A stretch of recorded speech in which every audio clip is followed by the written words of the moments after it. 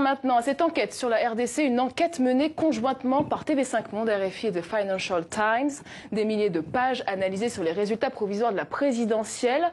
Tout semble indiquer que le vainqueur n'est pas celui annoncé par la CENI. Retour sur cette enquête avec Ilham Taoufiki. C'est un séisme contenu dans des centaines de pages. Deux fuites de documents exceptionnels.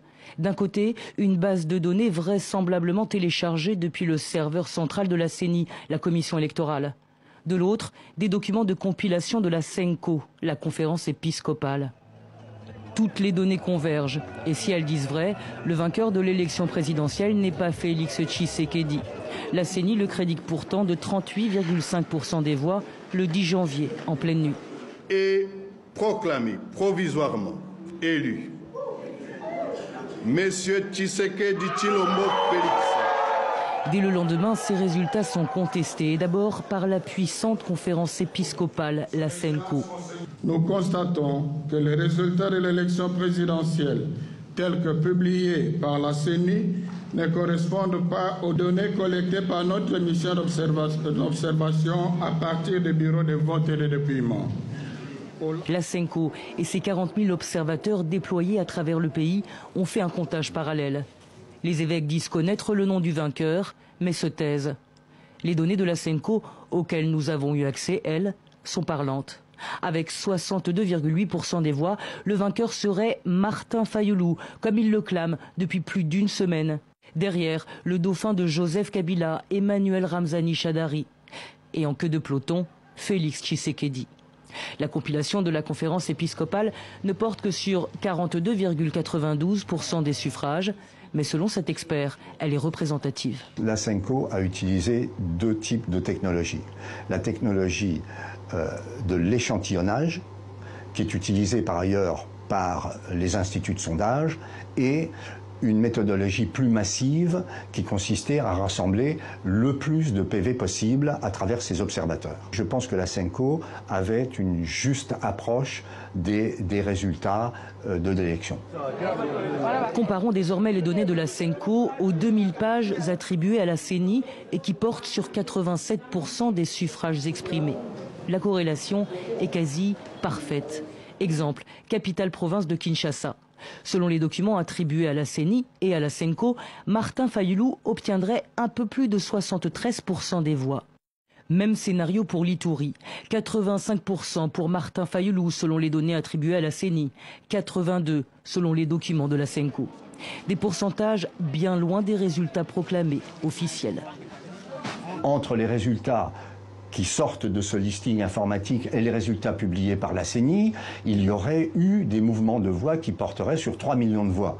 Donc ça veut dire qu'ils ont bougé des voix pour publier des résultats qui n'étaient pas ceux qui venaient de leur machine. Il y a eu fraude selon vous? Apparemment oui. Selon les documents attribués à la CENI, Fayoulou recueillerait près de 59% des voix sur tout le territoire. Mais impossible pour nous de comparer ces données avec tous les procès-verbaux issus du vote, pour la simple raison que la CENI ne les a jamais publiés ni transmis aux candidats concernés.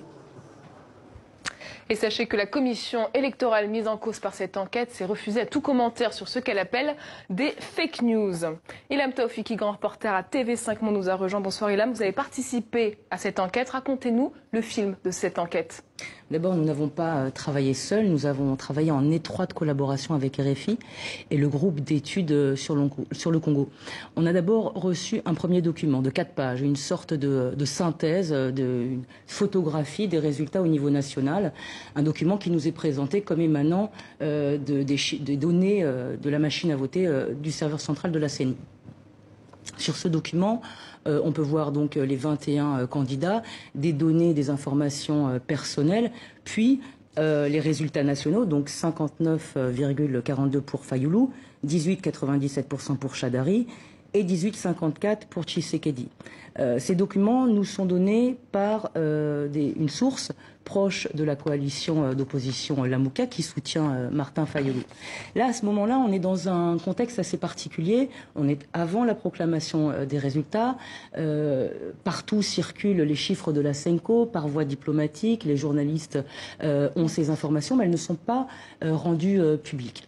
Dans un deuxième temps, nous vient une fuite beaucoup plus importante, 2064 pages qui liste bureau de vote par bureau de vote le nombre de voix remportées par chacun des candidats. Alors ce document, il a circulé parmi les journalistes, il aurait été aussi diffusé par les mouvements citoyens et à l'origine il aurait été divulgué par un lanceur d'alerte qui souhaitait, si vous voulez, condamner le fait, selon lui, que 3 millions de voix auraient été volées à Martin Fayulu au profit de Shadary et Tshisekedi donc, qui a remporté ce scrutin. Dans un troisième temps, nous parvient donc les documents qui proviennent de la compilation de la Senko. Et là encore, selon ces chiffres, Martin Fayulu apparaît vainqueur à 62,8% des voix, je crois.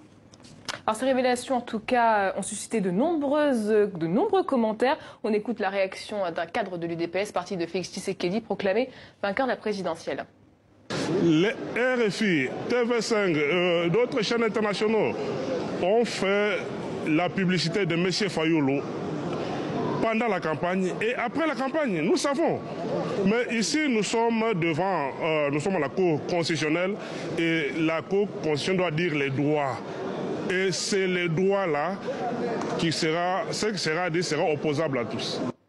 Alors on vient d'entendre ce cadre de l'UDPS, Ilham, qui accuse les médias occidentaux d'être en faveur de Martin Fayulu. Quelle a été votre démarche dans cette enquête? Oui, on ne va pas rentrer dans ce débat de soutenir tel ou tel candidat. Nous avons travaillé, nous, sur des données. Je voudrais quand même rappeler que sur ce plateau, dimanche dernier, le représentant de l'UDPS au Benelux a reconnu des fraudes au niveau, enfin a dénoncé plutôt des fraudes au niveau des législatives et a reconnu des irrégularités au niveau de la présidentielle.